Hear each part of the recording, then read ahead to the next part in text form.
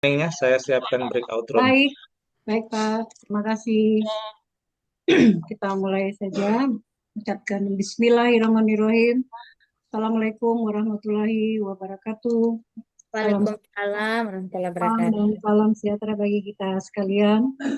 Salam swastiastu, nama budaya, salam kebajikan. Puji syukur senantiasa kita panjatkan kehadirat Allah Subhanahu wa taala, Tuhan yang Maha Esa, karena kita masih diberi nikmat kesehatan dan kesempatan sehingga kita bersama di room ini di malam ini dalam rangka pelatihan dasar CPNS angkatan 15 Kabupaten Parigi Motong tahun 2025. Yang kami hormati para fasilitator kita, yaitu kami sebut nama di kelompok satu Bapak Andi, mohon maaf, kelompok satu Ibu Isnaini Ramadan SOS, SOS MM, kelompok dua Bapak Andi Sunandar Baru di SIPMM, dan di kelompok tiga Ibu Dewi Setiani CSMM dan PSC kita. Kami hormati Bapak Ahmad Zueni SE dan yang kami cintai adik-adik peserta Latsar Angkatan 15 Kabupaten Parigi Motong. Sebelum kita mulai pembelajaran kita pada malam hari ini, kita beri kesempatan dulu kepada ketua kelas untuk melapor dan memimpin doa. Pada yang bertugas kami silakan. Perhatian, seluruh peserta duduk siap gerak. Lapor pelatihan dasar PNS Kabupaten Parigi Motong Angkatan 15 tahun 2025, kelompok 1, 2, dan 3 berjumlah 34 orang dengan keterangan 33 orang hadir, 1 tanpa keterangan, siap mengikuti pembelajaran pada hari ini. Laporan selesai. Oke, laporan saya terima sebelum diistirahatkan mulai dengan doa. Silakan lanjutkan. Baik, memulai pembelajaran kita pada hari ini, marilah kita berdoa menurut agama dan kepercayaan masing-masing. Berdoa dimulai.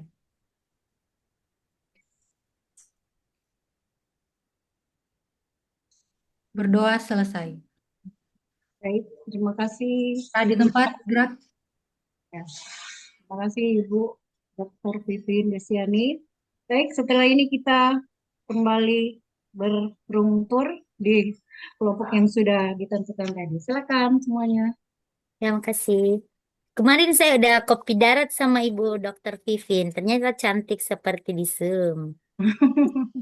Iya, Kemarin Bu. ketemu di lapangan tenis sama Ibu Dokter ini cantik seperti di Zoom, Pak Ahmad. Ih, Pak Ahmad senyumnya, Tuh, Pak Ahmad kayak senyumnya mengandung boleh ngerti boleh betul. dicatat itu. Sudah. Langsung masuk ke room.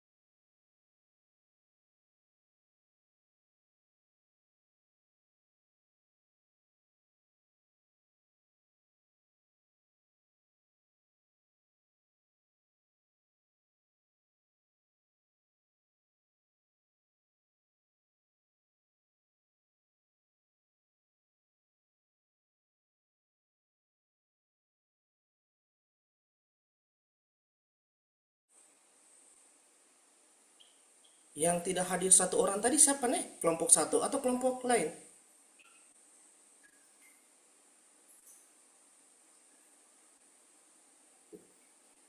Yang tidak hadir, Tabe.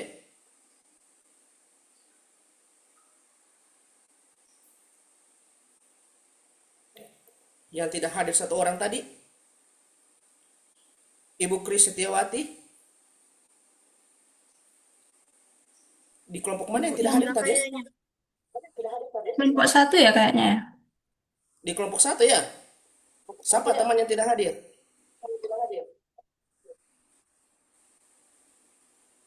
Dokter Vita mungkin. Siapa ya? Ibu Isra. Ibu Iya. Isra, Pak. Kenapa tidak hadir? Cari tahu dulu. Ketua kelompok cari tahu dulu. Iya, Pak. Telepon dulu yang ketua kelompoknya. Cari tahu kenapa Ibu Isra tidak hadir. Iya Pak, sedang dipisahkan. Dihubungi Pak.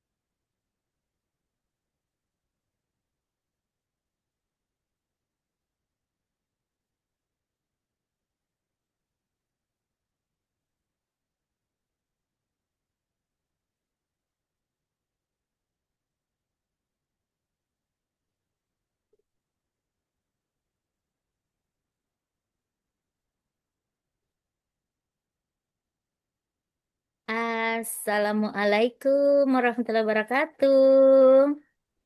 Waalaikumsalam warahmatullahi Waalaikumsalam wabarakatuh. Ibu. warahmatullahi wabarakatuh. Oke, selamat malam, salam sejahtera untuk kita semuanya. Puji syukur kehadirat Allah Subhanahu wa Ta'ala, Tuhan Yang Maha Esa. Alhamdulillah, Bapak Ibu, kita sudah di pembelajaran agenda 4 pada hari ini. Ya, jadi untuk hari ini sebenarnya lebih kepada penguatan agenda. Masih penguatan agenda kan, Pak Ahmad? Jadi agenda 1, 2, dan 3. Belum pembimbingan rancangan. Oke. Ya. Baik, Bapak Ibu sekalian, terkait dengan untuk malam ini, sebelum kita memulai, sebenarnya kan kita sudah berkenalan ya sebelumnya di Zoom, tetapi untuk sesi kali ini saya membutuhkan untuk mengidentifikasi gagasan-gagasan Bapak Ibu sekalian, jadi tetap saya bikinkan link ya untuk mengidentifikasi supaya profilnya bisa saya simpan sebagai pegangan saya ya. Ditunggu.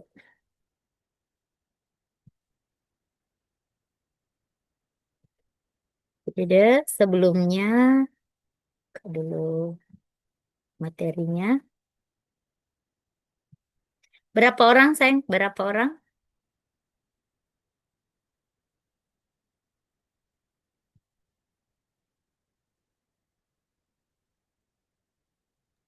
Sudah lengkap Ibu, 11 orang.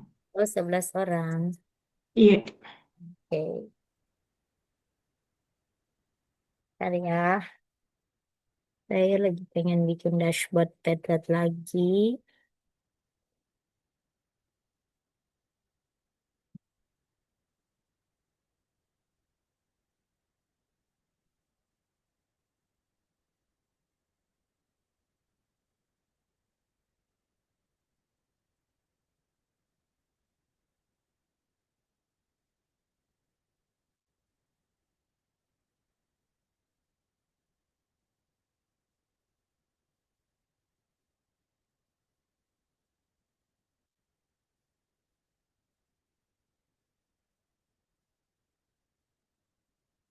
Oke, Bapak Ibu, saya minta tolong untuk ditulis nanti masuk dulu aja di Padlet seperti biasa ya.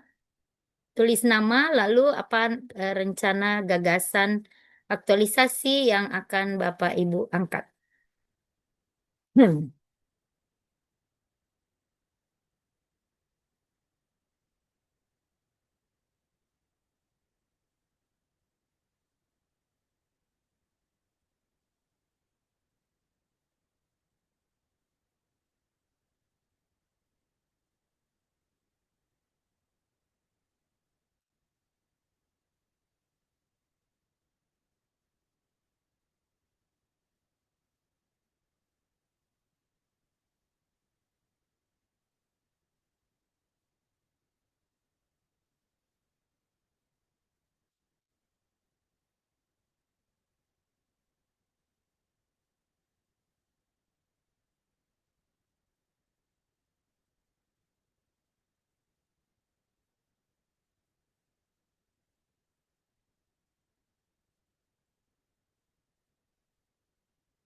Oke, silakan. Sudah bergabung? Seperti biasa ya, ditulis nama, subjeknya ditulis nama panggilan, kemudian dikasih foto, lalu langsung ke rencana aktualisasi. Ya.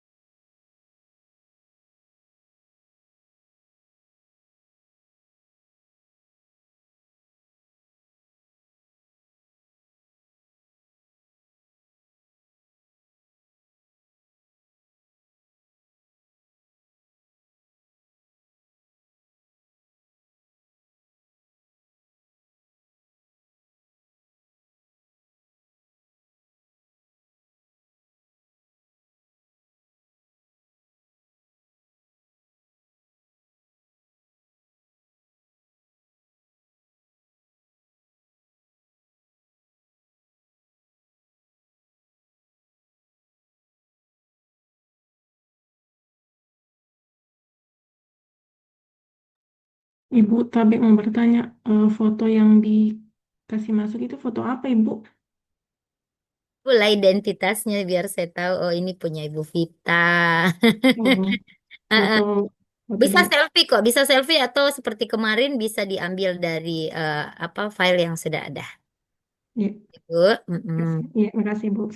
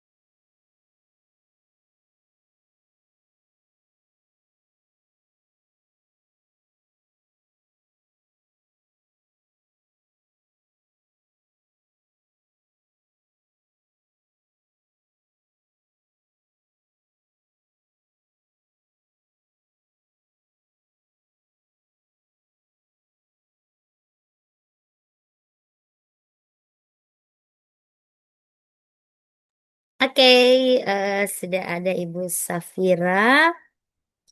Ibu Safira, rancangan aktualisasi optimalisasi penyusunan prosedur pemisahan limbah. Nanti edit lagi Bu Sahira di mana ya? Penyusunan prosedur pemisahan limbah di mana? Lalu belum optimalnya tertib administrasi surat penyerahan tanah di wilayah Kecamatan Parigi Utara. Lalu kurangnya pemahaman Mufki, kurangnya pemahaman masyarakat tentang prosedur pengadaan tanah. Afdal, rencana aktualisasi belum optimalnya tata kelola kearsipan di Kecamatan Topa.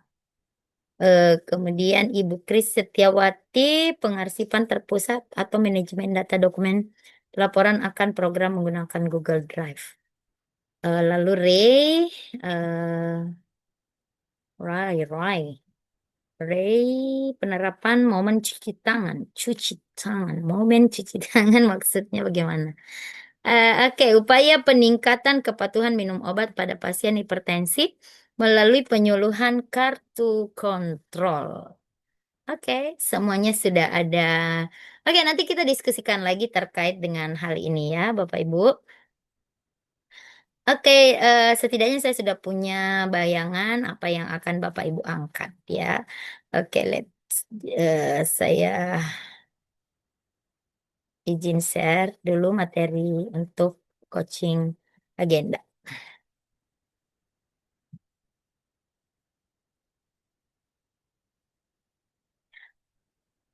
Oke, Bapak Ibu, untuk malam ini kita langsung saja ya, karena waktu semakin larut dan semakin malam.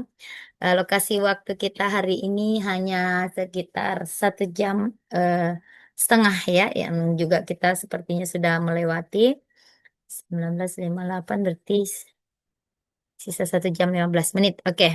Baik, Bapak Ibu sekalian, kita kan sudah berkenalan ya, jadi Bapak Ibu langsung saja kepada intinya.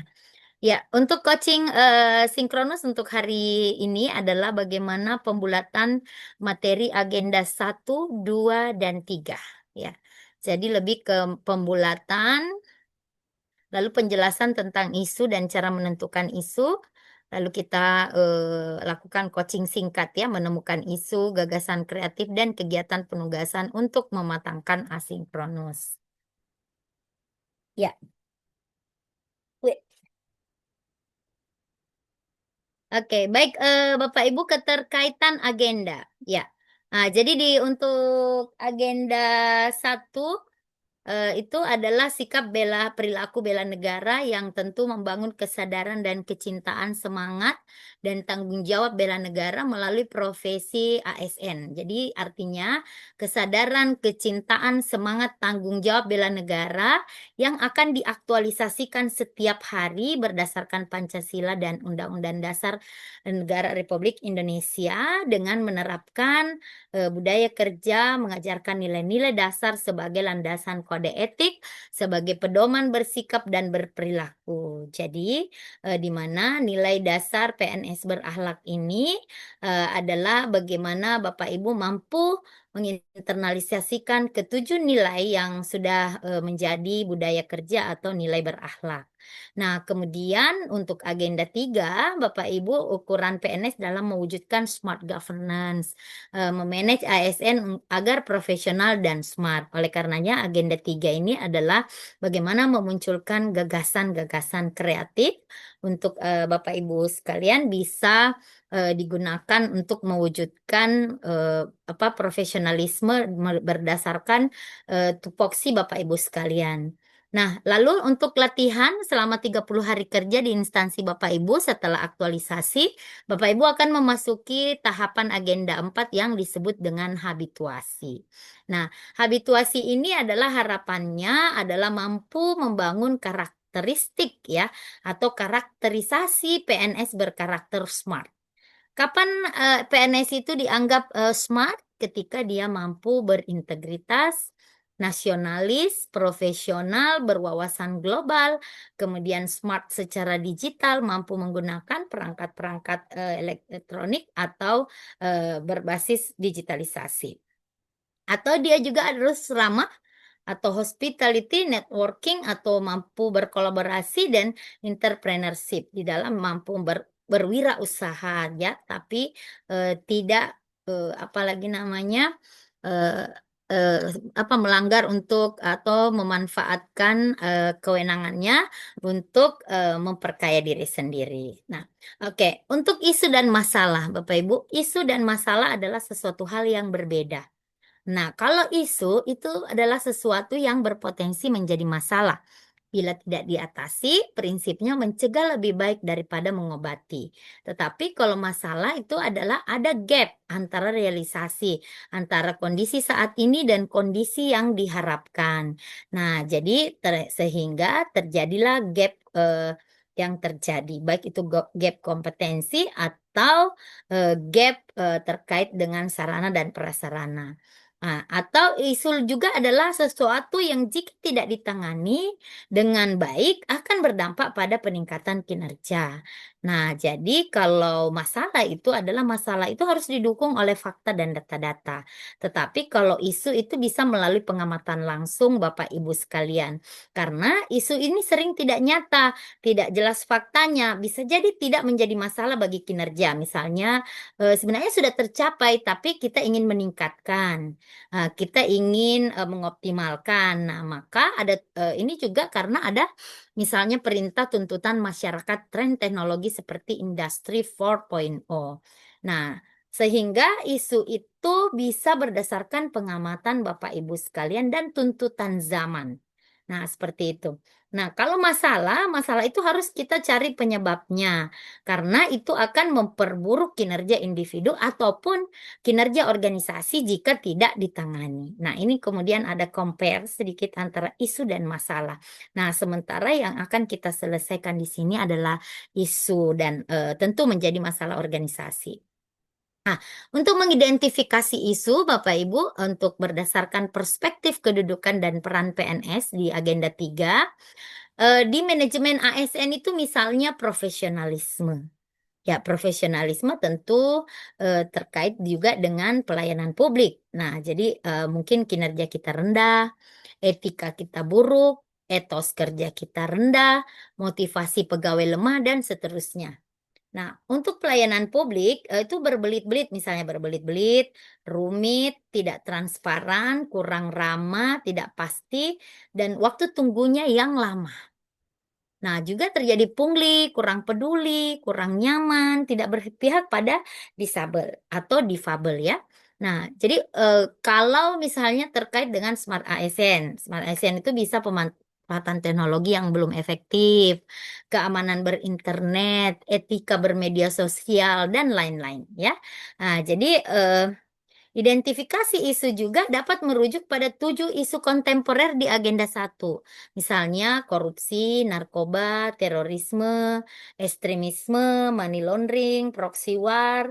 Sepanjang isu itu ada relevansinya dengan tugas Bapak Ibu sebagai peserta dan terkait dengan agenda 3. Nah, itu untuk identifikasi isu. Bapak Ibu bisa menggunakan alat analisis yang mungkin sudah dipelajari sebelumnya di agenda 1, 2, dan 3, yaitu menggunakan tools analisis isu. Nah, tools analisis isu bisa menggunakan Astrid atau APKL untuk melihat kehalayakan dari suatu isu yang akan kita angkat. Nah, sehingga nanti kita akan menemukan core isu atau isu utama. Nah, gagasan kreatif untuk mengaktualisasikan nilai-nilai berakhlak itu ada di agenda 4. Oke, baik Bapak Ibu, misalnya berikan contoh misalnya kita menggunakan kriteria APKL untuk bagaimana kita mengidentifikasi kelayakan dari suatu isu. Ya, jadi Bapak Ibu, kenapa saya tidak sarankan untuk dicentang-centang, pakai centang. Centang sebenarnya boleh, tapi setelah centang harus di APKL dengan skor. Kenapa? Supaya kita bisa melihat prioritasnya. Nah, prioritas 1 kah, prioritas 2 dan 3. Nah, dan kalau misalnya kita sudah melakukan APKL dan ternyata isu A dan B itu memiliki angka yang sama, maka kita lanjutkan dengan USG. Tapi apabila sudah ketemu prioritasnya, maka cukup menggunakan APKL saja. Begitu ya, Bapak Ibu, cukup menggunakan APKL saja. Atau Bapak Ibu juga bisa menggunakan kriteria Astrid untuk melihat kelayakan dari suatu isu. Ibu akan melihat kriteria itu dari aktual, spesifik, transformatif, relevan, inovatif, dan kecakupan waktu. Nah, di setiap kriteria itu diberikan bobot kriteria. Misalnya, jadi kalau bobot kriterianya 15, maka kita akan menilai 1 sampai 15. Nah, jadi kalau 10, 1 sampai 10. Kalau 20, 1 sampai 20, kalau 30, 1 sampai 30, seperti itu. Nah, lalu kita masukkan isu yang ada, misalnya 4 isu, lalu kita masukkan bobot kriterianya, lalu kita total, maka yang paling tinggi totalnya, maka itulah menjadi isu yang paling prioritas untuk bisa kita lakukan perubahan. Bapak Ibu, analisis masalah digunakan peserta untuk menemukan masalah nyata dalam tupoksinya. Nah, maka kita akan membandingkan antara kondisi saat ini dan kondisi yang diharapkan. Maka kita akan menemukan gap masalah. Lalu, untuk memecahkan masalah yang ada, kita menggunakan tools analisis.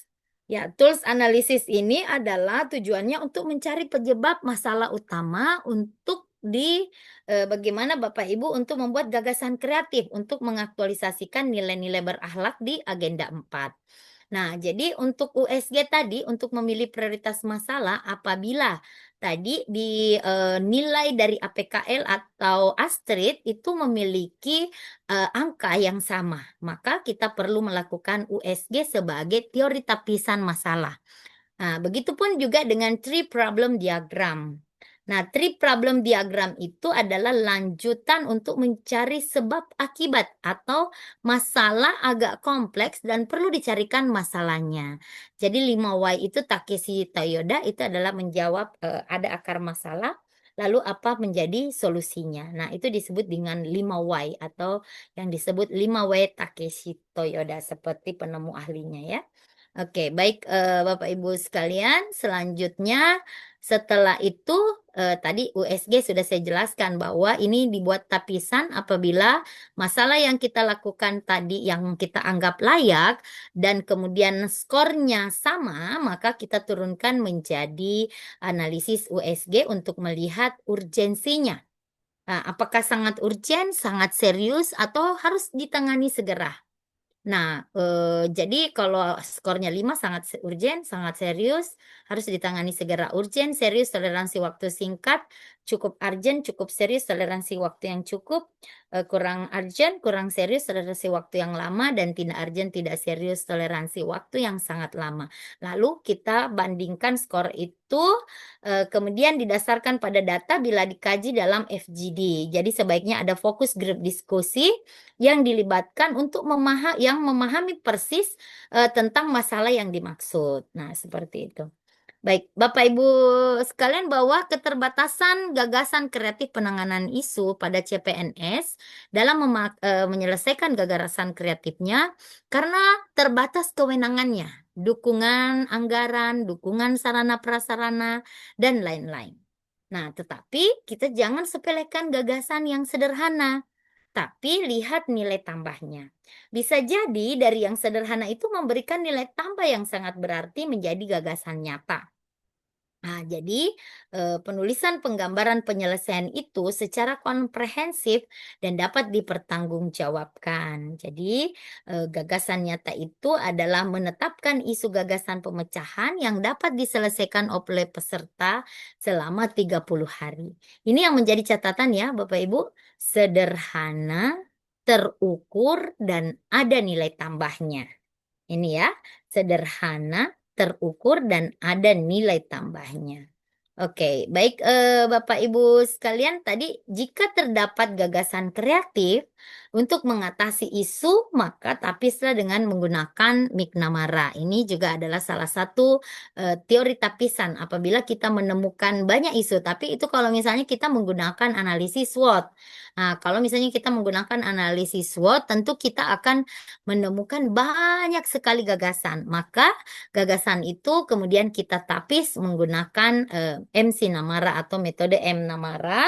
MC Namara adalah yang mana yang paling layak untuk dilaksanakan. Apakah dia gagasannya paling besar kontribusinya terhadap penanganan isu, paling murah, efisien, dan paling mudah. Oke, baik. Itu penjelasan saya Bapak Ibu terkait dengan bagaimana kemudian nanti kita akan menetapkan gagasan-gagasan kreatif. Oke, baik Bapak Ibu, saya kembali lagi ke tadi Padlet ya. Saya izin share.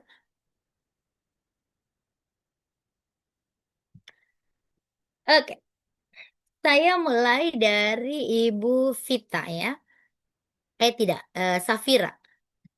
Safira, rancangan aktualisasi optimalisasi penyusunan prosedur pemisahan limbah laboratorium Dinas Lingkungan Hidup. Ya. Bagaimana Ibu boleh ceritakan sedikit tentang gagasan ini, Ibu Safira? Baik, Ibu.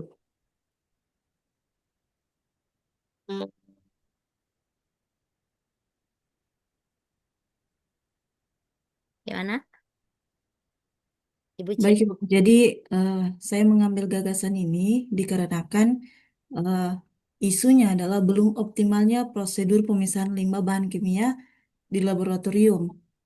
Kemudian untuk kegiatannya itu terdiri dari yang pertama mungkin untuk aktualisasinya seperti yang sudah tercantum, yaitu optimalisasi penyusunan prosedur pemisahan limbah. Untuk kegiatannya dimulai dari persiapan tahap aktualisasi dengan tahap yang pertama konsultasi mentor, kemudian identifikasi cara pemisahan, penyimpanan, dan pengelolaan limbah. dan yang telah berjalan. Kemudian outputnya dari tahapan yang saya laksanakan itu, yang pertama dari konsultasi mentor itu memperoleh data kebutuhan dan masalah utama. Kemudian dari identifikasi cara pemisahan, penyimpanan, dan pengelolaan limbah yang telah berjalan, outputnya yang dihasilkan yaitu laporan analisis awal. Nah, kemudian kegiatan selanjutnya yaitu identifikasi limbah dan klasifikasi. Untuk tahapannya yang pertama, mengidentifikasi semua jenis limbah yang dihasilkan, mulai dari padat, cair, B3, dan non-B3. Untuk outputnya, saya bisa mendapatkan daftar jenis limbah. Kemudian, eh, tahapan selanjutnya yaitu mengelompokkan limbah berdasarkan sifat bahaya, mulai dari korosif, reaktif, beracun, dan infeksius. Nah, output yang saya hasilkan, yang saya dapatkan yaitu matrik klasifikasi limbah. Kemudian, tahapan selanjutnya yaitu menetapkan sistem penandaan merah untuk B3, cair, eh, merah untuk B3 cair, kemudian kuning untuk biologis. Output yang dihasilkan yaitu panduan kode warna. Untuk kegiatan selanjutnya yaitu penyusunan prosedur. Nah, tahapannya ada dua. Yang pertama menentukan langkah pemisahan limbah sesuai jenis dan bahaya. Outputnya adalah draft SOP pemisahan. Kemudian yang kedua yaitu menentukan prosedur penyimpanan, durasi, dan wadah. Output yang dihasilkan sama yaitu draft SOP penyimpanan. Kemudian kegiatan selanjutnya yaitu implementasi dengan tiga tahap kegiatan. Yang pertama pelabelan dan penyimpanan wadah sesuai kode. Output yang dihasilkan label dan wadah siap dipakai. Kemudian sosialisasi SOP yang telah dirancang. Outputnya adalah panduan penggunaan SOP. Dan tahapan ketiga yaitu inspeksi rutin dengan mengecek kepatuhan pemisahan dan penyimpanan limbah. Output yang dihasilkan yaitu penyimpanan dan pemisahan limbah telah sesuai. Kemudian kegiatan selanjutnya yaitu dokumentasi digital dengan tahapan yang pertama menyimpan data limbah, volume, dan jadwal pengangkatan dengan output data limbah, volume, dan jadwal pengangkatan tersimpan dengan baik. Nah, kemudian tahapan selanjutnya yaitu menggunakan platform Google Form untuk menginput data limbah yang terdiri dari tanggal dan waktu, nama petugas, jenis limbah, volume limbah, lokasi penyimpanan, jenis wadah, upload foto kondisi wadah, serta catatan tambahan.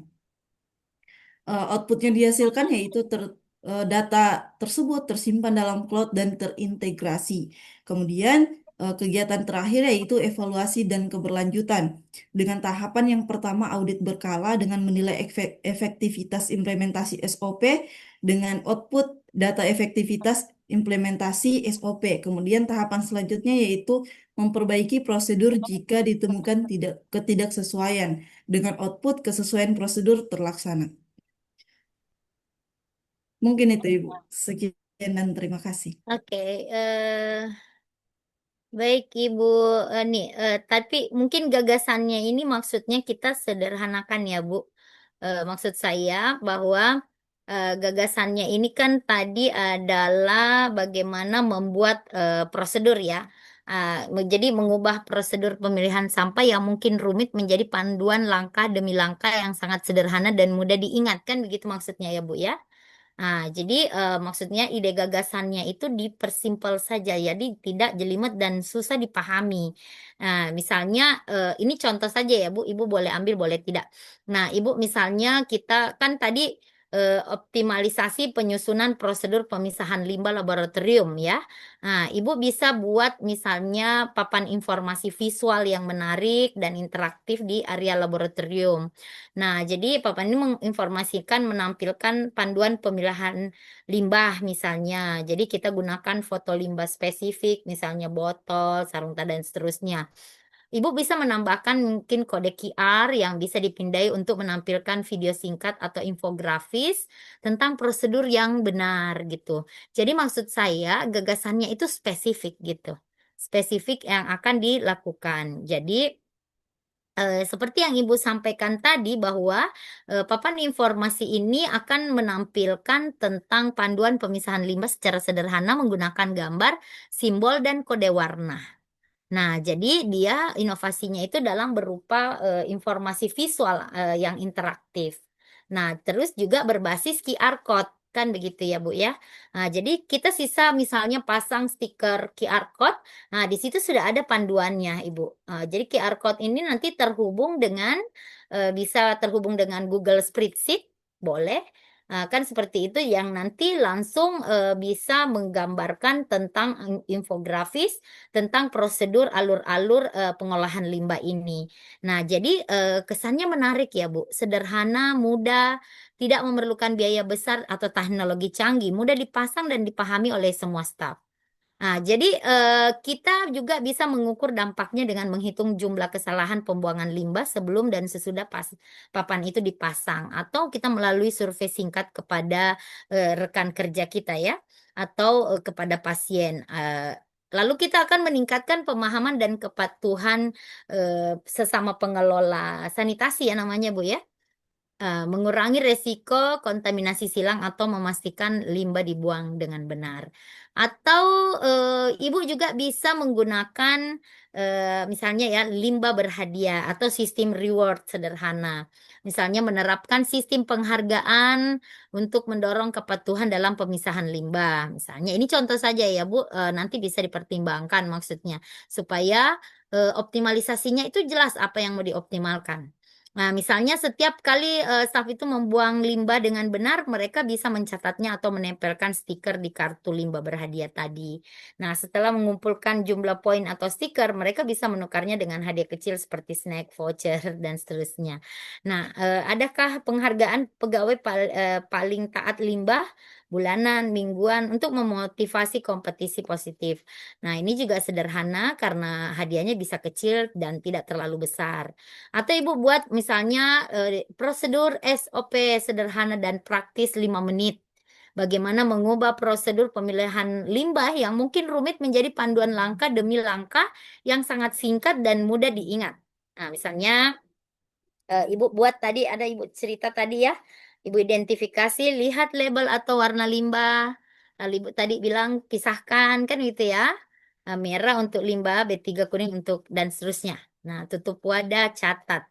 Nah, panduan ini akan dicetak dalam jumlah kecil, kemudian kita lakukan simulasi untuk menjelaskan SOP baru ini. Tetapi sisa Ibu pilih yang mana sekiranya yang mungkin cocok ya untuk bisa Ibu implementasikan. Intinya bahwa optimalisasi itu harus spesifik sudah Bu Safira ya. Spesifik jelas apa yang mau dilakukan. Nah, sesuai dengan tupoksi Ibu Safira. Kan begitu. Nah, jadi saya pengen ada inovasi. Langsung judul itu lebih ke mengarah ke inovasinya. Yang sesuai dengan kita sesuai dengan apa yang Ibu harapkan untuk mengoptimalkan. Nah, jadi Ibu tidak usah ragu-ragu untuk membuat judul. Judul yang menarik silahkan saja. Ya, Bu ya. Jadi yang menarik misalnya Ibu mau bikin apa saja. Misalnya dashboard, visualisasi pemilihan berbasis QR code, silahkan aja Bu ya. Bu Safira, seperti itu kira-kira Bu. Nanti Ibu Baik, bisa, Bu. ini kan baru awal saja. Ibu masih bisa berdiskusi dengan mentor dan rekan kerja yang mungkin lebih memahami hal tersebut ya. Oke, baik. Lalu tadi ada Pak Taufik Rahman ya, optimalisasi tata tertib administrasi surat penyerahan tanah. Kenapa surat tanahnya Pak? Banyak bermasalah Bu surat tanah. Kenapa itu? Bermasalah bagaimana? Begini Bu, kalau untuk di kantor cabang Paring Utara, kebanyakan dari desa itu tidak seragam anunya Bu, Heeh. Tidak. untuk formatnya. Oke, oh gitu. Baru. Dengan satu apa namanya, biasa kurang tertib macam-macam masalah di peta bidang itu, biasa mereka tidak terterakan batas-batas tanah Bu. Mm-mm. Oh gitu. Terus apa rencana Bapak? Rencananya nih Bu, langsung saya share screen atau gimana Bu ya? Kita idenya saja Pak, idenya Oh, saja. siap, siap, siap. Kita belum sampai ke situ. Oh, ya. Kita baru fokus kepada apa gagasan aja, gagasan. Ini belum nanti pertemuan besok rancangan, baru mulai kita ke rancangan. Ini baru Siap. gagasan saja dulu, gagasan awal. Untuk gagasannya Ibu, rencana pembuatan bagan alur atau SOP dengan panduan tertulis Hmm. dan terakhir sosialisasi Bu. Oke, oke. Tadi apa lagi namanya?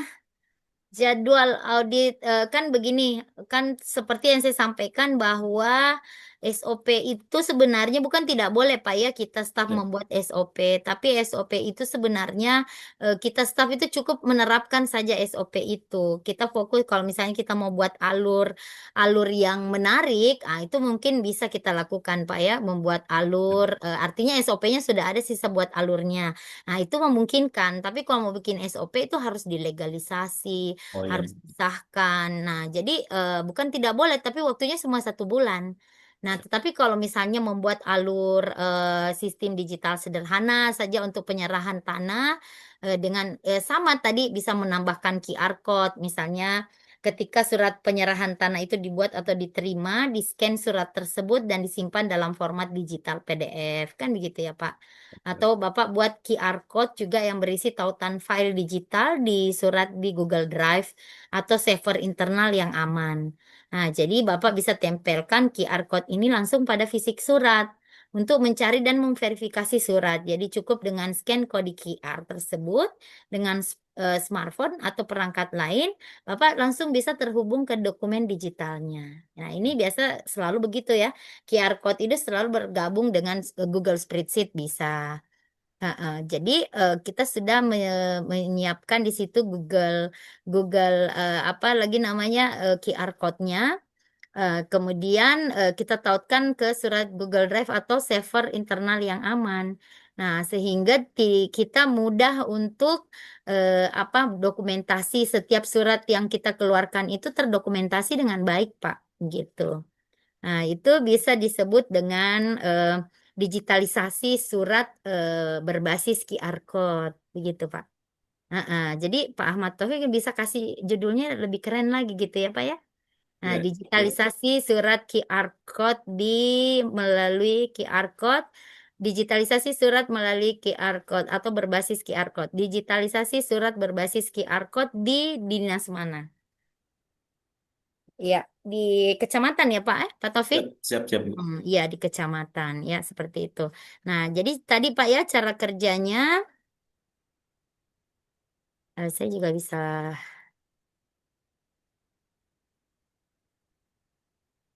ini saran-saran saja nih Pak Taufik. Boleh dipakai, boleh tidak. Ya.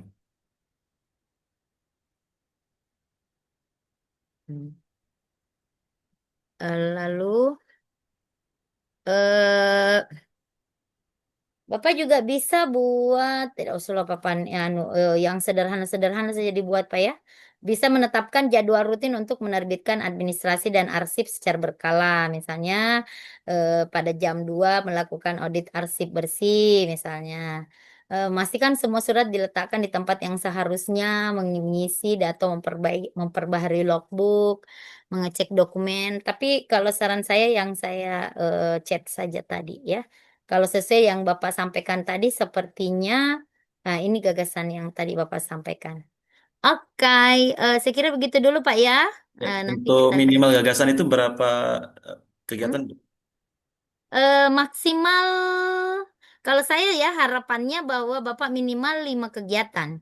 Nah, sebenarnya di indikator penguji itu 4. Tapi karena biasa kadang-kadang ada yang penguji tidak akui sebagai tahapan. Jadi saya kegiatan maksudnya ya.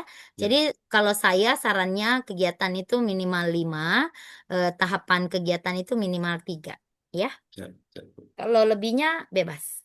Siap, siap. Oke Pak Taufik. Ya, terima kasih, Bu. Oke baik. Selanjutnya siapa tadi ini? Kurangnya pemahaman masalah proses pengadaan tanah. Baru kalau tidak paham bagaimana Pak Uki? Apa yang akan Iya, Bu. Bapak lakukan? Jadi kalau teman-teman ya saya ingatkan lagi kalau gagasan itu tidak negatif lagi. Kalau gagasan itu sudah dalam bentuk judul ya. Mm-mm.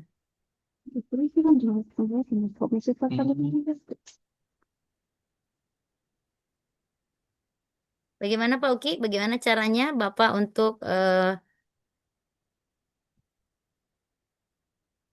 Iya Bu, jadi eh, begini Bu, pertama jujur dulu dari bulan Juli SPMT itu Bu, mm-mm.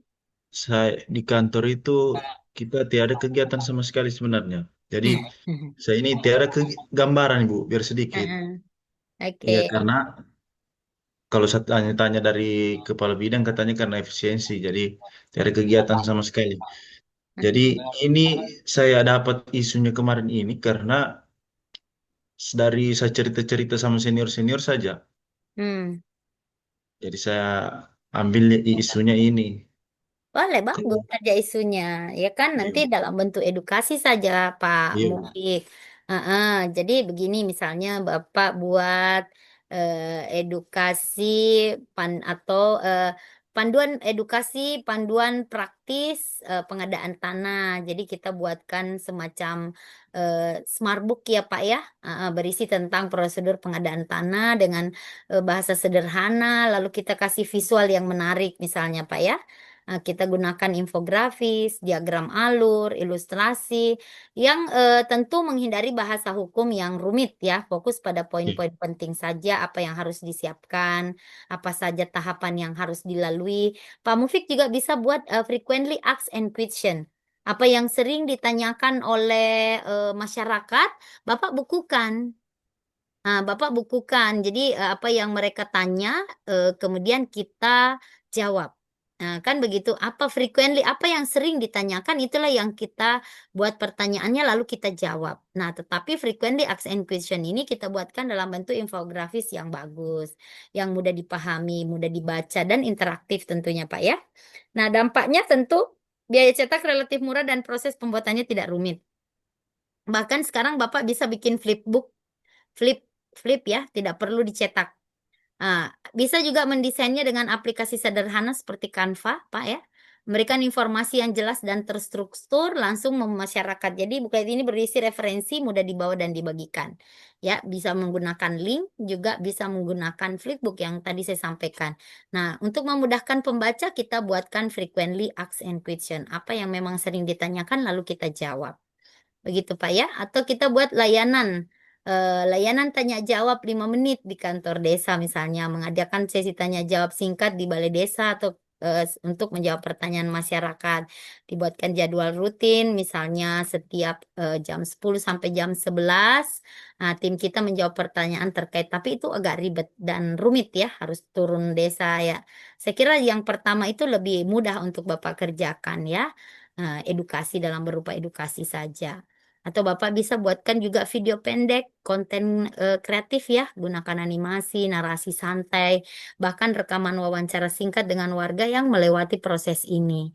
Nah, Bapak juga bisa membuat unggah video di media sosial resmi kantor pemerintahan Bapak, misalnya di Instagram, YouTube, TikTok, agar mudah diakses dan dibagikan. Nah, ajak staf lain untuk membagikan video-video di grup WhatsApp warga misalnya, Pak. Nah, yang sederhana-sederhana saja seperti itu ya Pak ya, karena Siap, dampaknya siap Bu. kita bisa merekam, mengedit video menggunakan ponsel pintar. Proses pembuatan tidak perlu profesional, yang penting pesannya sampai. Nah, kemudian menjangkau masyarakat yang lebih luas, termasuk generasi muda, dan memberikan visualisasi yang jelas tentang proses pengadaan tanah. Nah, jadi fokus pada pendekatan yang humanis dan edukatif kan Pak ya, mengubah informasi yang rumit menjadi sesuatu yang lebih mudah diakses dan dipahami. Nah, jadi Bapak bisa memilih apa yang saya sampaikan tadi untuk bisa dipertimbangkan. Ini tadi baru lempar-lempar muk ya saya ya, terserah teman-teman nanti mau angkat yang mana, mau suka yang mana.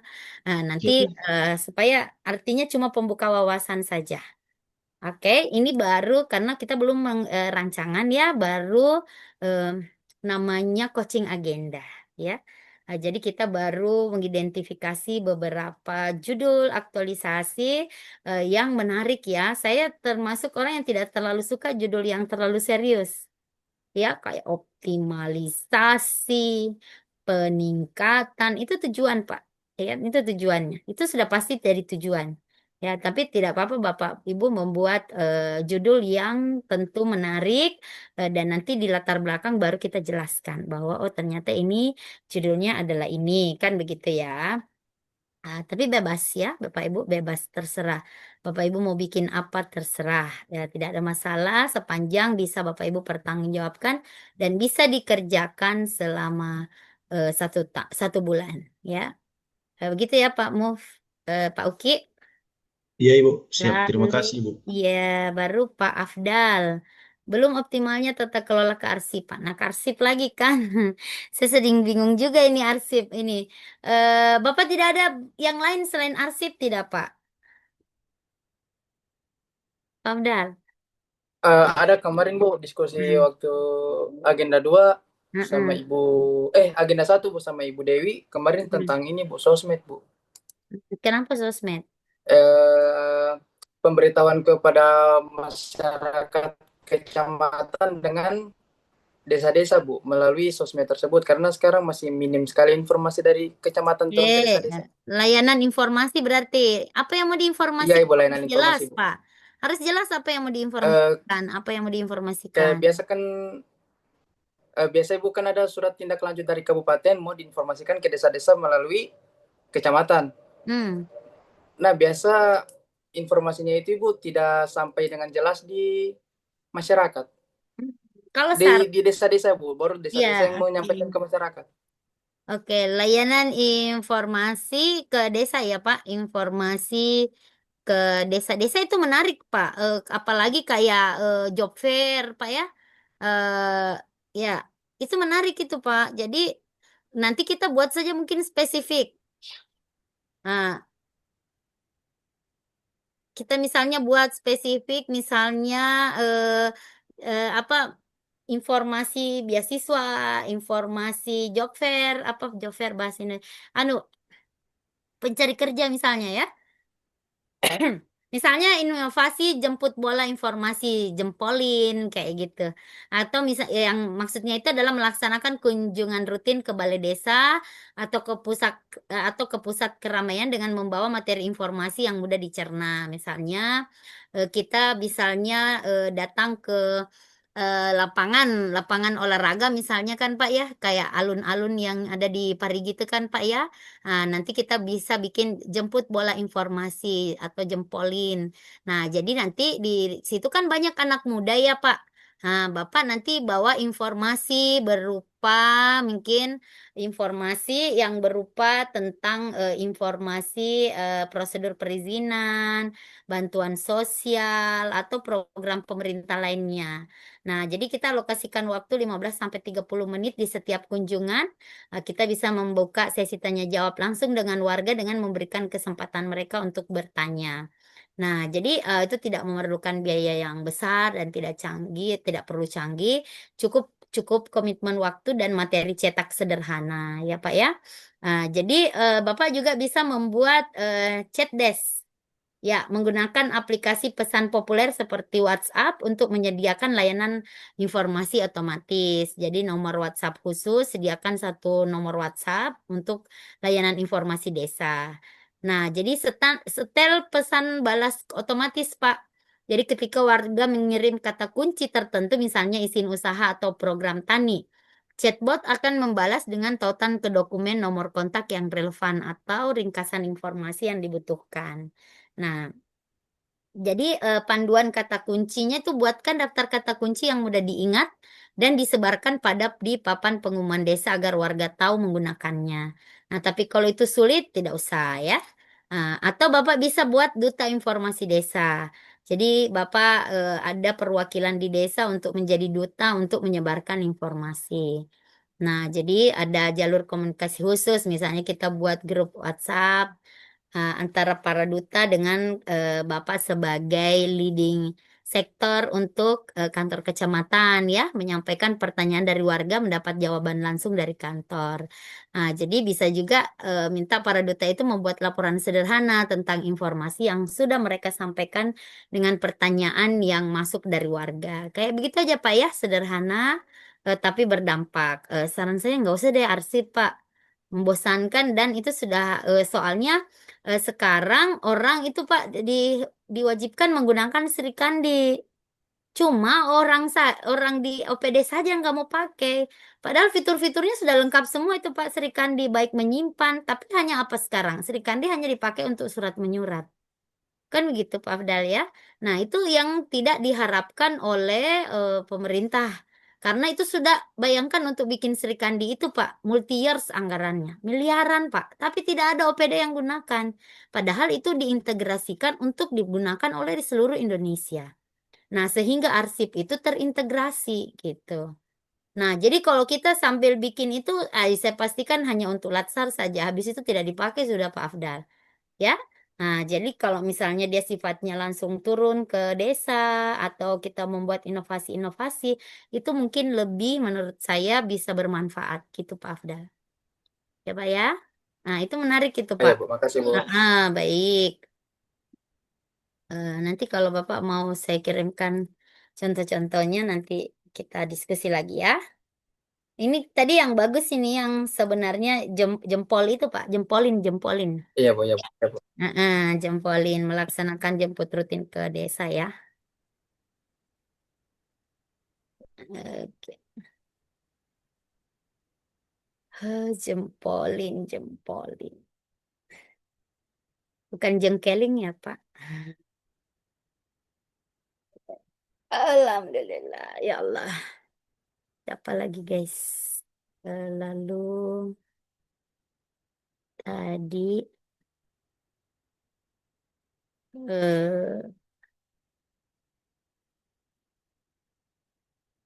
panjang ini Ibu Kris. Belum optimalnya sistem. Nah, lagi kan pengarsipan. Apalagi yang selain pengarsipan, Ibu Kris? Iya, sedikit menyampaikan Bu, kenapa saya angkat isu itu. Sederhananya, khususnya di bagian saya Bu ya, sebagian perencanaan dan program. Karena selama 1 bulan ini kan, 1 bulan lebih ini saya belum bekerja sesuai tupoksi saya, hanya masih belajar dari senior Bu. Cuman kemarin sedikit disertakan dalam penyusunan Renstra Bu, laporan Renstra. Kasubag saya dengan senior saya yang sebagai tim penyusun itu ada mungkin sedikit kendala dibilang Bu. Kayak pada saat mau mencari laporan Renstra yang tahun-tahun lalu itu kasarnya kita cari-cari dokumen lagi Bu, dokumen fisiknya. Karena selama ini mungkin ada di scan, hanya disimpan di komputer. Ya. Nah, kadang ada setiap tahunnya ada ganti komputer atau bagaimana filenya tidak terarsip dengan baik Bu. Oke. Apa Jadi, makanya tupoksinya saya angkat Ibu? itu. Tupoksinya apa? Saya bagian ini Bu, penata kelola sistem dan teknologi informasi, ditempatkan di bagian perencanaan dan program. Oke. Informasi di program BPKD. Iya, benar Ibu. Oke, Ibu tidak melihat ada sistem apa yang bisa dibangun di situ selain arsip? Pelayanan terpadu. Mungkin ini Bu, mungkin di awal sebelumnya saya sempat kepikiran mau buat website Bu, karena OPD saya belum punya website. Jadi misalnya portal web, aplikasi Ya, untuk benar. integrasi berbagai layanan di Seperti BPKD. Jadi misalnya buat portal antarmuka yang bersih mudah digunakan ya, misalnya informasi aset, pelaporan, formulir online, kan begitu ya Bu ya, sesuai dengan tupoksinya. Ibu tahu kenapa harus sesuai dengan tupoksi Ibu? Karena dia harus ada di SKP kita Bu. Nah, kalau itu tadi kan Ibu kan bukan arsiparis, kan begitu ya? ya. Jadi Ibu ciptakan tadi berbasis web. Jadi misalnya kita buat apa lagi namanya informasi aset. Ya, kita kan menampilkan data aset secara transparan atau kita buatkan pelaporan memungkinkan masyarakat atau instansi lain untuk melaporkan kondisi atau masalah terkait aset misalnya contoh. Atau formulir online ya yang menyediakan formulir digital untuk permohonan peminjaman atau penggunaan aset daerah misalnya Bu ya. Kalau Ibu di bagian aset, Ibu dikasih tempatkan di bidang perencanaan ya? Perencanaan program Bu. Oh, perencanaan Di program. sekretariat. Oh, di sekretariat. Oh, berarti Ya. dengan Ibu Tulus. Hah? Dengan Ibu Tulus. Kabaknya Ibu Tulus. Ibu Aminah, Kasubag saya. Sekretarisnya Ibu Tidak, Ibu Kabaknya Ibu Tulus kan? Sekretariat daerah, BPKAD atau sekretariat daerah? di BPKAD, Bu, bagian sekretariatnya. Oh, di sekretaris. Oh, Ya, saya pikir, sekretaris maksud saya. saya pikir tadi di ini di sekretariat. Sekretariat daerah itu berarti di Sekda. Ya, Kalau di sekda lah ya. BPKAD itu sekretaris, Bu ya. Sekretaris. Sekretaris ya, oke. Jadi di situ bisa Ibu ambil kayak mau aset atau aplikasi yang untuk menyediakan informasi secara otomatis dengan cepat. Atau Ibu buatkan manajemen, pokoknya Ibu sesuaikan saja dengan tupoksi Ibu sebagai apalagi namanya seorang teknologi informasi ya, berarti anunya bagaimana kemudian menciptakan sesuatu yang mudah diakses, intinya begitu. Buatlah berbasis web, Bu ya. Dipakai Baik. ilmunya, lebih cocok seperti itu. Jadi nanti Ibu bisa membantu bagian aset saja yang paling artinya ya kalau misalnya di situ tidak ada, Ibu bisa bantu ya. Bikinkan formulir-formulir online untuk peminjaman. Ini paling banyak ini Bu, karena biasa kita tuh kalau kita peminjaman aset pinjam mobil apa itu dikendalikan oleh BPKD betul bukan? BPKAD, Bu. BPKD ya, itu Ya. bisa saja Ibu lakukan ya. Misalnya buatkan formulir peminjaman, kemudian formulir online apa bisa yang terkait dengan SP2D dan seterusnya ya Bu. Nah, kalau saya sih mending berbasis web Bu ya. Aplikasi sederhana yang terintegrasi untuk mengintegrasikan layanan BPKAD. Nah, Ibu Iya, Bu. tanya dulu saja identifikasi kebutuhan dulu Bu ya, tugas Ibu ya. Iya, baik. Identifikasi dulu kebutuhan apa yang ada. Lalu Ibu buatkan aplikasi sederhana saja pakai apa sewa hosting domainnya. Mereka sudah ada kok hosting domainnya, sisa Ibu desain saja. Oke? Iya, baik, Bu. Oke, baik. Atau Ibu sudah yang aplikasi yang ada atau yang sudah ada Ibu sisa tambahkan portal kayak gitu. Buatkan layanan informasi, layanan BPKD juga boleh. Ya Bu ya. Ibu Iya, Bu. Setiawati, iya nggak usah bikin arsip, males. Izin, Bu, menambahkan berarti kayak seperti website ini, Bu ya, company profile begitu, Bu, yang sederhana. Boleh. Nanti Boleh terintegrasi juga dengan itu, apapun layanan itu. informasi, Ya. layanan informasi BPKAD kan. Profil juga boleh. Contoh kayak kemarin kan kebanyakan dari teman-teman bidang kepegawaian, Bu, banyak yang mengajukan apa pensiun apa syarat mengajukan berkas pensiun itu seperti apa. Nanti mungkin bisa saya tampilkan di situ apa saja yang disetor seperti itu, Bu ya. Iya, maksudnya gitu, layanan informasi. Layanan informasi. Layanan informasi umum ya tentang apa gitu, tentang layanan di BPKAD gitu ya, Dek. Iya, Nah, supaya maksudnya dipakai ilmunya dan juga itu kan masuk dalam SKP kita, Bu. Nah, Iya. jadi nanti kalau Ibu ngerjain aneh-aneh, nanti lama-lama Ibu dibawa ke jadi arsiparis. Ngapain? Ya? Jadi Ibu lebih nanti penata komputer gitu. Jadi sesuai dengan tupoksinya ya. Iya, Ibu. Nanti ilmunya hilang loh nanti kalau tidak dipakai. Oke, baik, makasih Bu Kris. Baik, terima kasih, Bu. Nanti lalu saya lagi ke Bu Kristiawati, Ibu Vita. Peningkatan melalui apa, Bu? Kartu kontrol upaya peningkatan kepatuhan. Memang tidak patuh. Siapa yang tidak patuh? Pasien hipertensi yang tidak patuh ya, Bu? Iya, Bu, masih banyak pasien-pasien hipertensi yang datang di puskesmas dengan keluhan itu minum obat yang tidak teratur, kemudian biasanya datang dengan hipertensi emergensi karena ketidakpatuhan minum obat secara rutin. Kan yang harusnya obat ini harus diminum rutin seumur hidup, Ibu. Oke, berarti kartu kontrol itu seperti apa, Bu? Kartu kontrolnya nanti Jadi kartu kontrol indikasi itu di situ ada identitas, Mm-mm. kemudian ada apa namanya kartu nanti setiap hari tiap minum obat ada nama obatnya, kemudian jam minum obat dengan dosisnya nanti dicentang setiap habis minum dicentang Hmm. kolomnya. Ya, kalau saran saya nih ya Bu, kalau mau kekinian, misalnya kartu kontrol digital, high control, asik begitu misalnya ya. Nah, membuat versi digitalnya, nanti minta tolong Ibu tadi, Ibu bantu ya, Ibu. Tapi sebenarnya biar Google Form saja itu, pakai Ibu Kris ya.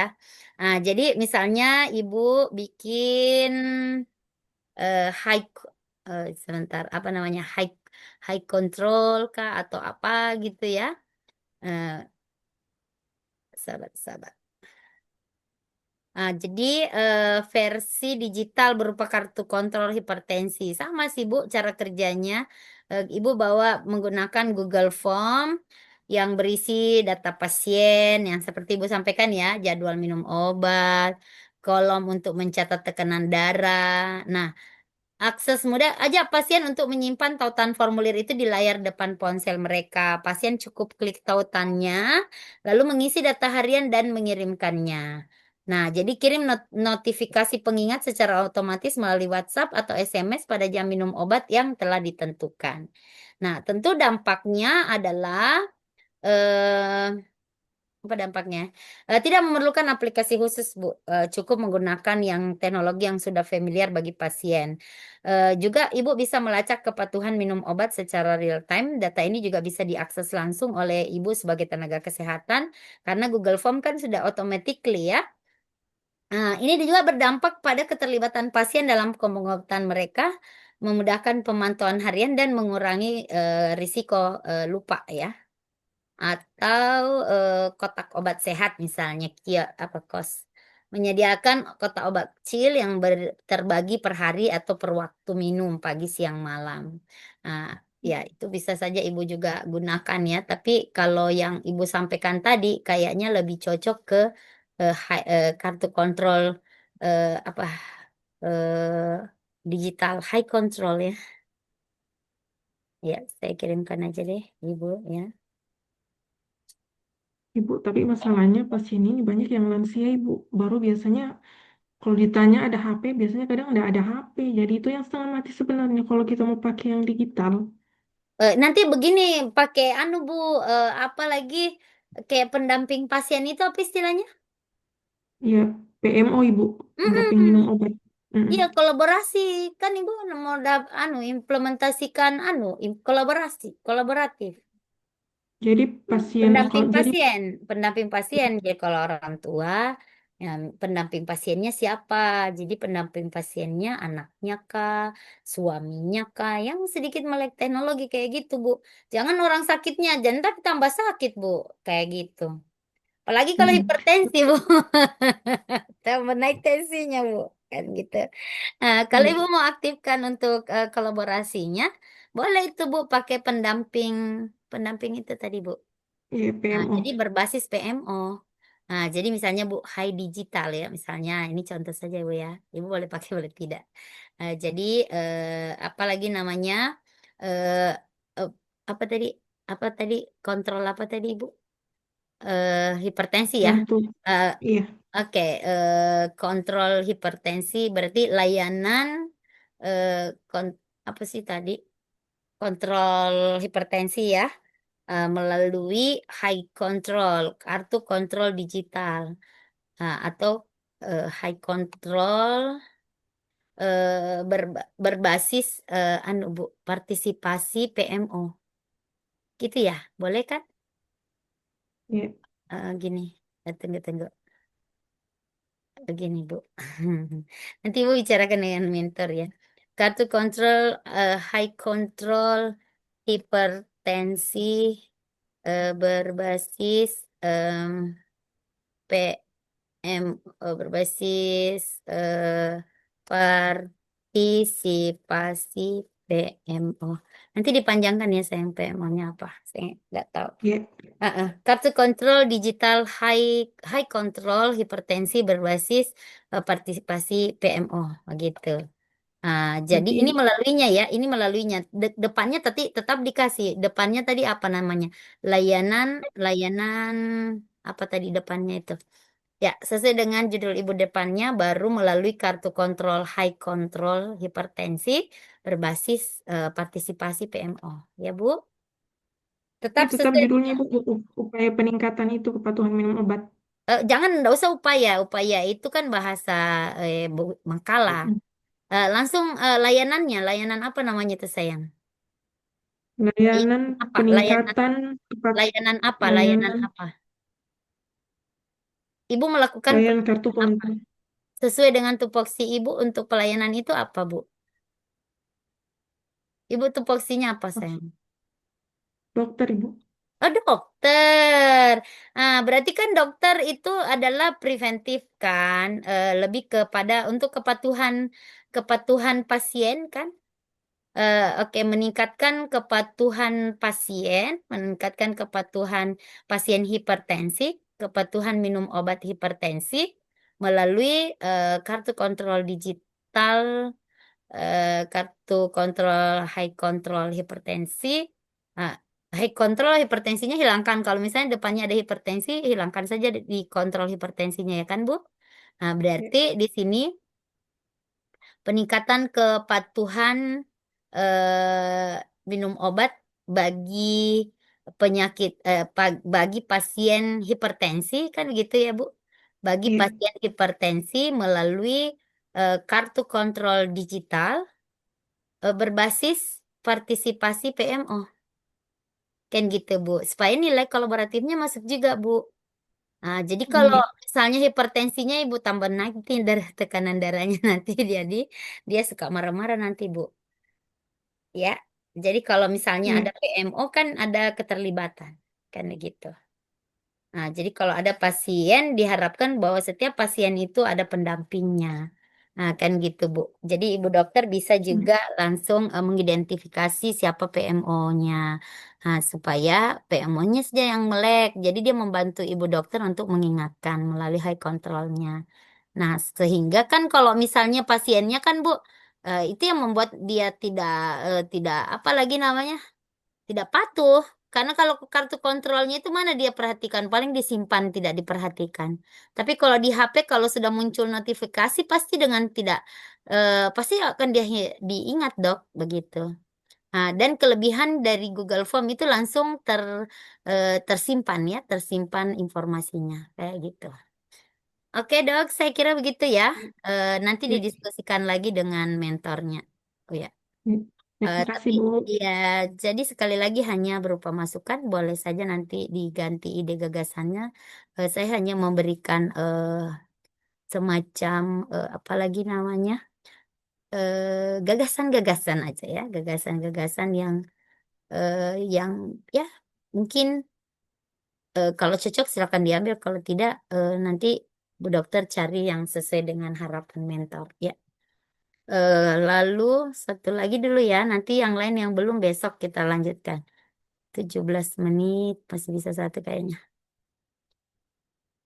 Aduh, diabetes lagi nih ya. Rendahnya kepatuhan kontrol pasien ini kurang lebih lagi sama dengan punya Bu Dokter tadi ini. Ibu dokter juga ya. Sudah. Ibu Vita dengan hanya beda penyakit saja, ya Bu ya. Melalui apa rencananya Ibu? Ibu kalau Iya. ibu kepatuhannya melalui apa Bu? Bu Sri Siti. Oh, kalau saya Bu lebih ke edukasi pengetahuan terkait itu kan rendahnya kok rendahnya untuk kunjungan kontrol. Jadi yang pertama itu melalui leaflet sama poster, terus ada ikut turun juga melalui Posbindu PTM dan lansia. Kemudian juga nanti rencananya mau menyusun video nanti untuk dimasukkan di akun media sosial Puskesmas Sigenti. terus menyusun video, terus membuat juga itu yang kan tadi ada leaflet yang berupa yang hard copy-nya yang untuk di puskesmas, terus ada yang bentuk yang diupload juga di media sosial. Oke, jadi lebih itu sesuai dengan tugas dokter yang mana? Untuk meningkatkan kinerja yang mana? Dari Maksudnya misalnya uraian tugasnya dokter itu kan ada beberapa uraian tugas dokter. Nah, untuk melihat kepatuhan pasien yang dokter uraikan tadi itu terkait dengan tupoksi dokter yang mana kuratif kah, preventif kah, atau preventif. edukasi kah, atau memang ada kan di dokter itu juga ada proses apa lagi namanya edukasi ya Bu? Ada kan, Dok? Iya. Nah, apa? Nah, jadi kalau begitu kan harus fokus edukasi apa? Edukasi penyakit menular diabetes, mellitus dan hipertensi melalui multimedia yang seperti tadi yang dokter sampaikan. Jadi rendahnya kepatuhan itu lebih ke isunya ya, Bu ya. Tetapi kalau gagasan itu sudah lebih kepada apa yang mau kita lakukan untuk intervensinya. Ya, Dok? Oke, baik. Jadi apakah itu dalam bentuk layanan informasi dan counseling ataukah layanan informasi? Kalau dokter kan kemarin kalau beberapa bimbingan saya dokter itu apa ya istilahnya? Apa sih istilahnya Ibu kalau bukan konseling kalau dokter ya? Apa sih namanya Bu? Kalau dia edukasi sambil screening, screening. Kayak gitu. Jadi kayak layanan jadi dia berupa edukasi dan screening penyakit menular diabetes mellitus dan hipertensi misalnya melalui eh, dia melaluinya edukasi dan screening atau melalui apa gitu. Nah, nanti Ibu diskusi saja dulu dengan mentor ya Bu ya. Intinya adalah bahwa semua aktualisasi itu selalu diarahkan kepada tupoksi. Kenapa? Karena supaya berkelanjutan, Dok. Nah, jadi tidak hanya pada saat aktualisasi saja kita kerjakan hal itu, tetapi sudah menjadi bagian dari kebiasaan kita sehari-hari. Nah, oleh karenanya kenapa kemudian kita harus hubungkan dengan tupoksi kita? Ya, Bu Dok ya. Jadi tupoksi mana yang menguatkan aktualisasi itu? Ya, misalnya seperti itu. Oke, Dok. Saya kira begitu ya, Dok. Nanti berdiskusi lagi nanti dengan mentornya. Baik, Baik, masih. Bu. Terima kasih. Terima kasih. Lalu, kok masih 13 menit ya? Oke, baik. Lalu ada Ibu laporan kegiatan perencanaan. Seperti apa laporan kegiatan perencanaan, Bu? Apa yang mau didigitalisasi?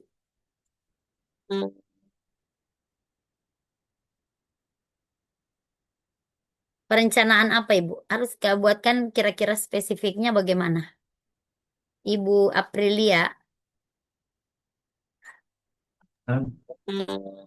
Iya Ibu, rencana itu saya mau bikin terkait laporan-laporan kegiatan perencanaan, jadi yang kayak RPJMD, terus RKPD, semua itu disatukan. Tapi rencananya itu saya mau digitalisasi Bu, hampir sama sebenarnya judulnya dengan Ibu Kris. Oke, kan digitalisasi perencanaan pembangunan berarti Bu, inovasi digitalisasi dokumen pendukung saja barangkali dokumen pendukung dokumen perencanaan pembangunan ya. Oh, digitalisasi Kan begitu maksudnya ya, Ibu mau integrasi ya? Iya Ibu, soalnya kan eh saya kan memang kebetulan saya ini belum ada dapat tugas apa-apa tuh Ibu.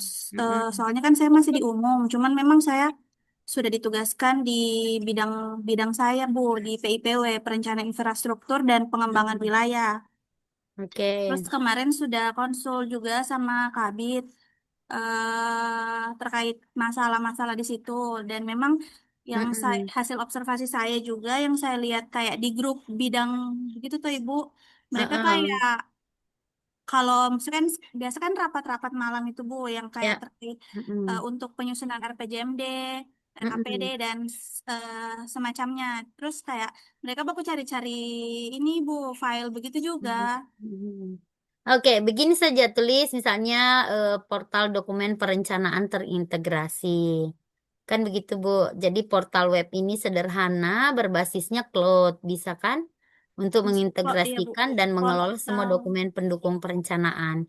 Nah, jadi dia kan lebih ke dokumen pendukung kan, begitu, Bu. Dokumen pendukung RPJMD, RPJM, atau jadi berbasisnya web kan, atau digitalisasi dokumen perencanaan terintegrasi berbasis web atau begitu, atau berbasis cloud ya, Bu ya.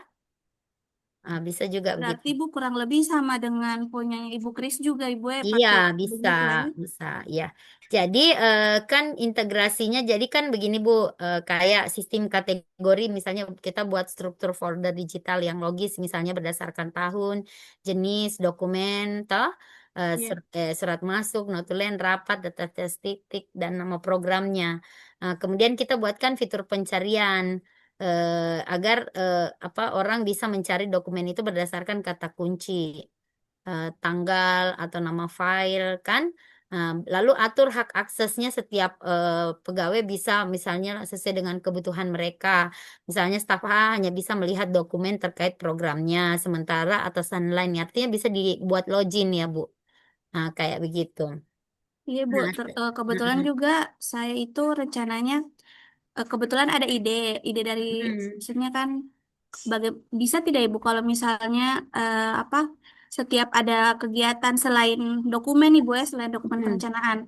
Jadi kayak setiap kegiatan rapat atau apa itu Ibu di apa dimasukkan ke dalam Iya. web itu Ibu. Jadi kayak Bisa sekali. dokumentasi rapat terkait Iya. laporan-laporan kegiatan harian bisa tidak Ibu? Iya, nanti Ibu integrasikan platform yang sudah umum toh, seperti Workplace itu, Google Drive misalnya toh, SharePoint, silakan aja, enggak masalah. Kalau itu kan bisa buat kan, kayak intinya kan adalah portal dokumen perencanaan terintegrasi gitu. Portal web ya, portal web dokumen perencanaan terintegrasi. Begitu.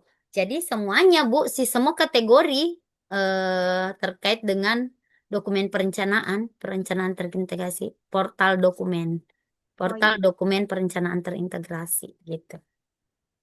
Jadi apa saja yang Ibu ingin mau masukkan silakan saja gitu. Yang penting semua diintegrasikan sehingga platform ini tidak perlu lagi membangun sistem dari nol. Kita menggunakan platform yang sudah tersedia. Bisa mengukur waktu yang dibutuhkan untuk mencari dokumen dan melihat seberapa sering pegawai itu menggunakan portal itu. Dan juga menghemat waktu dan ruang arsip, memastikan bahwa semua dokumen terkumpul di satu tempat yang mudah diakses dan dikelola. Nah, saya rasa begitu ya, Bu. Aplikasi mobile pelaporan juga boleh. Tapi saya rasa lebih cocok yang di atas tadi. Atau manajemen dokumen berbasis QR code juga boleh. Kasih Bu. Ya, oke, baik. Nanti didiskusi lagi lebih lanjut ya, Bu. Iya. Oke. Ini saya lihat sisa 7 menit. Kita ambil lagi satu.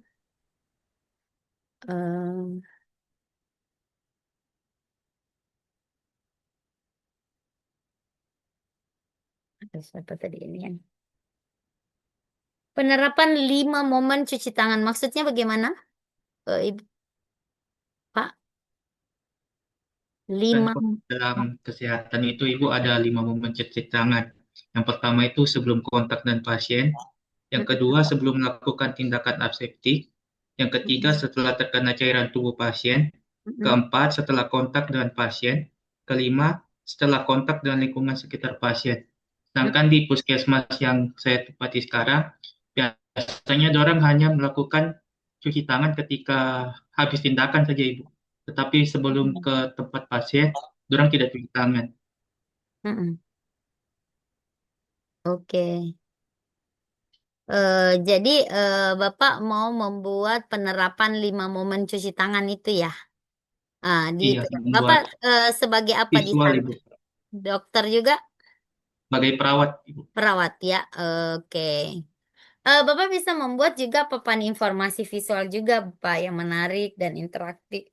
yang secara jelas menampilkan 5 momen cuci tangan lengkap dengan pengingat sederhana. Jadi dibuat visual dan menarik aja, Pak. Mungkin Bapak bisa rancang menggunakan gambar, simbol, infografis yang mudah dipahami ya, Pak. Seperti simbol tangan, sabun air dibuat warna-warni misalnya ya. Pasang mungkin ada di tempat strategis di Puskesmas Pangi seperti di dekat wastafel, ruang pemeriksaan kan begitu kayaknya, Pak ya. Bapak mau buat ya. Atau bisa juga bikin alarm 5 momen misalnya, Pak.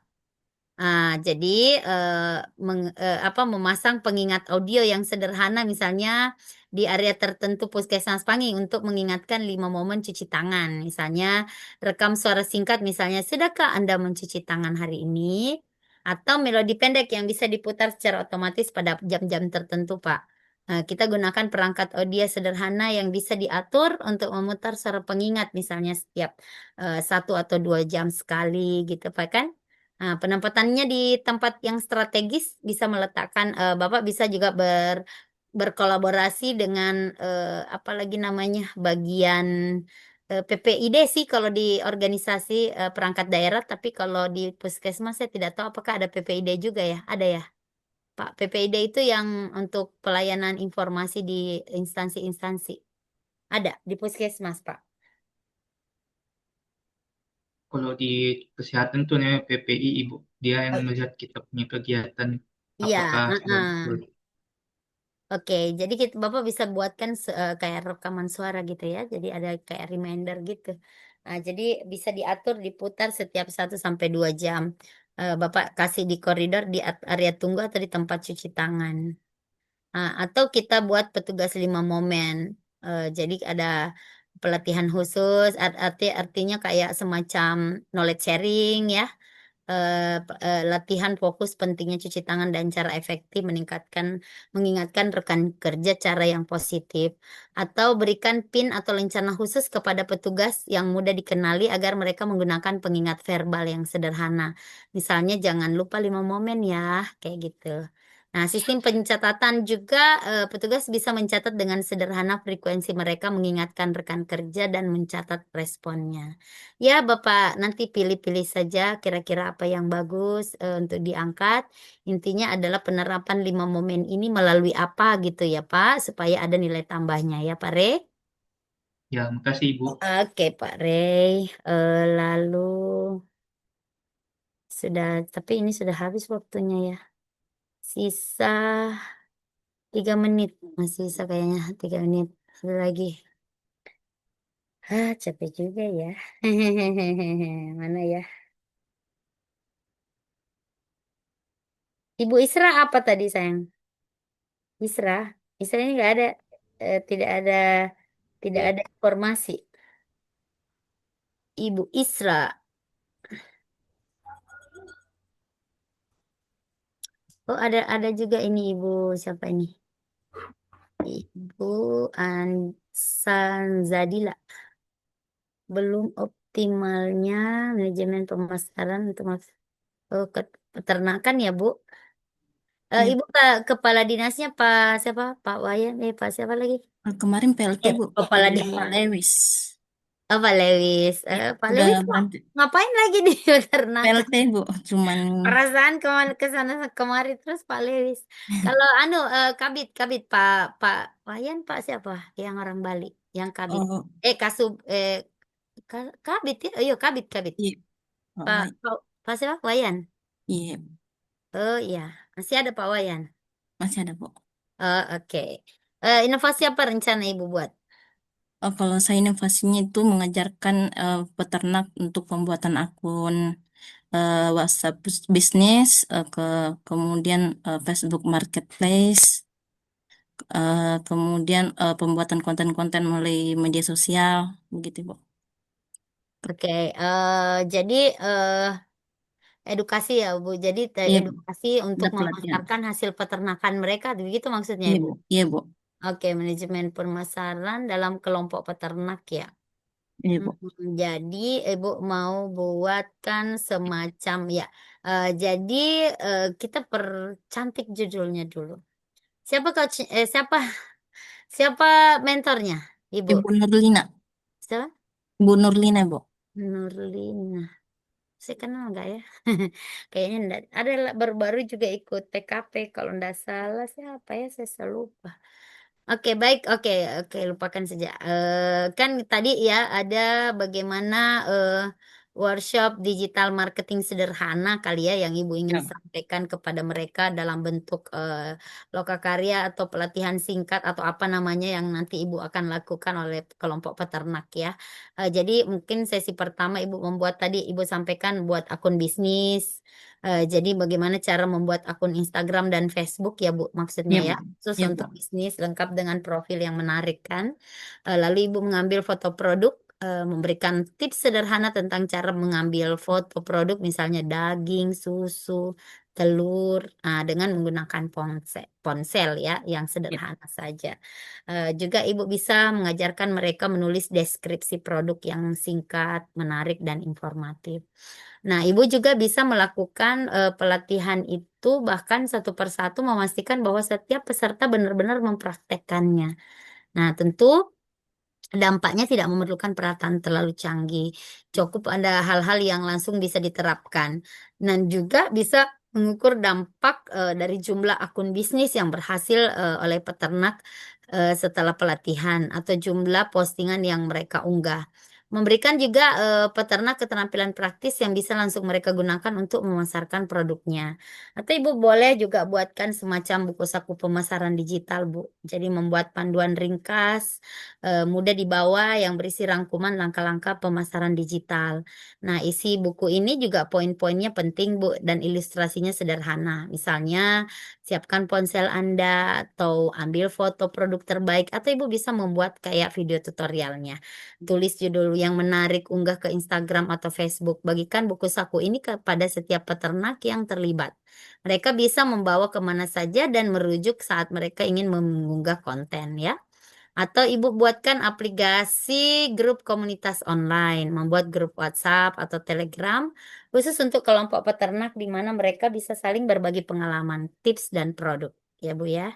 Nah, jadi tentu moderasi grup berikan peran moderator kepada satu atau dua peternak yang paling aktif dan berpengalaman.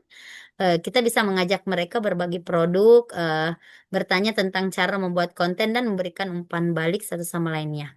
Nah, kita akan menggunakan grup ini juga sebagai wadah promosi bersama. Misalnya, ada peternak yang kesulitan menjual, Bu. Anggota lainnya bisa membantu menyebarkan informasinya. Nah, Ibu bisa nanti timbang-timbang ya, Bu ya. Kira-kira inovasi apa sehingga yang artinya memang benar-benar berdampak. Oke, baik. Terima kasih atas partisipasi Bapak Ibu. Insya Allah ketemu lagi besok. Mohon maaf yang belum paparan. Nanti besok pasti kita akan paparan. Selamat beristirahat Bapak Ibu. Mohon maaf atas segala kekhilafan dan kekurangan. Wabillahi taufiq wal hidayah. Assalamualaikum warahmatullahi wabarakatuh. Selamat malam dan selamat beristirahat. Sampai jumpa.